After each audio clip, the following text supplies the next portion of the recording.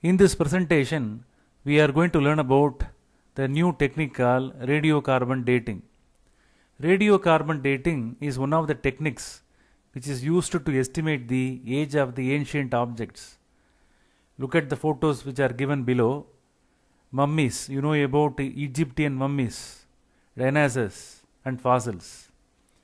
Their ages, their time period that could be estimated with the help of the technique called radiocarbon dating. You may have known about the Keezhavadi excavation site. This Keezhavadi is located very near to Madurai. In fact, the excavated materials were sent to USA for carbon dating by Archaeological Department of Tamil Nadu, and the report confirmed that the age of the Keezhavadi artifacts lies between 2200 years to 2500 years. The Keezhavadi excavations experimentally proved that urban civilization existed in Tamil Nadu even 2000 years ago. So this calculation is possible only because of radiocarbon dating. First we will learn the difference between ordinary carbon and radiocarbon. Radiocarbon is nothing but radioactive carbon. This is one of the isotope of carbon. Its symbol is 6C14. And ordinary carbon is mentioned as 6C12. The abundancy percentage of ordinary carbon in nature is more. The percentage of 6C14 is always less. Here, when neutron interacts with the 7N14, the radiocarbon is created in the atmosphere.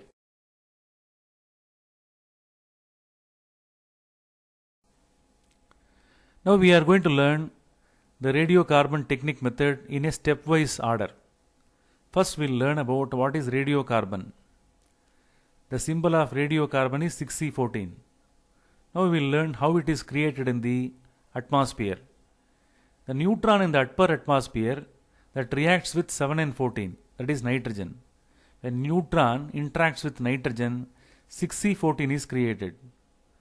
6C14 radiocarbon is radioactive one, and the amount of radiocarbon produced in the atmosphere will be very less.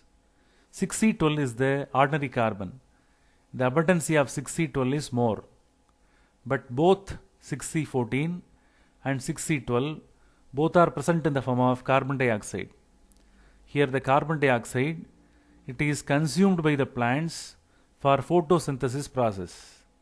These plants are consumed in the form of food by the animals. Now we will see the ratio of the 6C14 to the 6C12 which is present in the atmosphere. Look at the chart. Carbon dioxide is absorbed by the plants. Plants, they are eaten by the animals and human beings. But in carbon dioxide, the amount of 6C14 present is very less. It is very negligibly small. A very small fraction, that is 1.3 into 10 to the power of minus 12 amount of 6C14 radiocarbon is present in the carbon dioxide.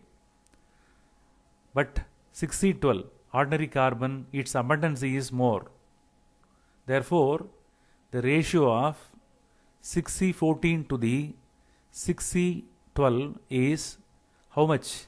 1.3 into 10 to the power of minus 12. This ratio is very important. It is maintained as a constant factor in the atmosphere.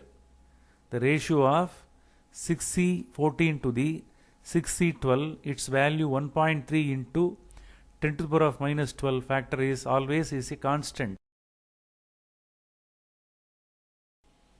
Now we are going to learn about the decay of carbon 14 atom. Carbon 14 is one of the radioisotopes of carbon. Carbon 14, it decays into nitrogen 14, antineutrino and electron. So it emits antineutrino and electron when carbon 14 decays. The half-life period of the radiocarbon is 5730 years. Here we have to remember that the ratio of 6C14 to the 6C12 is always a constant in the atmosphere. We know very well that radiocarbon, it decays with respect to time. Carbon 14 in the atmosphere is always decaying, but at the same time, cosmic rays from outer space are continuously bombarding the atoms in the atmosphere, which produces 6C14. So the continuous production and decay of 6C14 in the atmosphere keep the ratio of 6C14 to the 6C12 always a constant. Therefore, the conclusion is the ratio of 6C14 to the 6C12 in the atmosphere is always a constant. Its value is 1.3 into 10 to the power of minus 12. This value is very much useful in calculating the age of the specimens. Here, look at the reaction. Neutron, it comes in the form of cosmic rays. That neutron, it bombards with 7N14, which is available in the upper atmosphere. When interacts, what happens? 6C14 is created. So continuously the 6C14 is created in this continuous process. Okay. Already we have learned that the ratio of the 6C14 to the 6C12 in the atmosphere is constant. The same thing is applicable in the living organisms also. Here, our human body, tree and any other living organism, they continuously absorb carbon dioxide from the atmosphere. The ratio of 6C14 to the 6C12 in the living organism is also a constant. Again, the ratio of 6C14 to the 6C12 in the living organism is also a constant. Its value is 1.3 into 10 to the power of minus 12.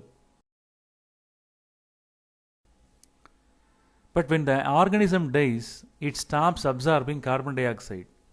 The ratio of 6C14 and 6C12 in the dead organism or specimen is not a constant. The ratio decreases over the years. Here you are going to observe two graphs. First one is drawn for radiocarbon, that is for 6C14. The second one is drawn for 6C12. The half-life period of 6C14 is 5730 years. Look at the exponential graph. Here, after the first half-life, that is after 5730 years, the fraction of the 6C14 present is N0 by 2. After the second half-life, that is after 11,460 years, the fraction of 6C14 atom is N0 by 4. So it goes on decreasing. Look at the another graph drawn for 6C12. Though the time increases, there is no change in the number of atoms present initially. You are able to observe a straight line graph. A line is drawn parallel to the x-axis. It shows that no change in the number of atoms present initially.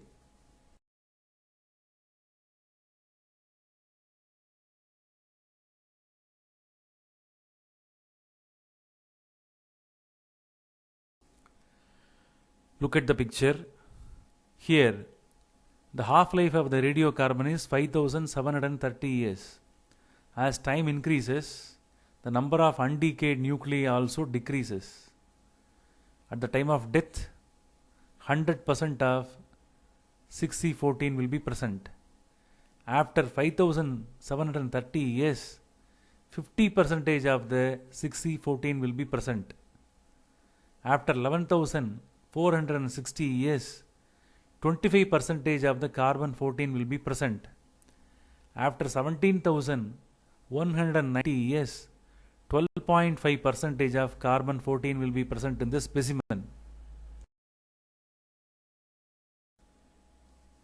Here, the most important thing is the ratio of 6C14 and 6C12 is very important.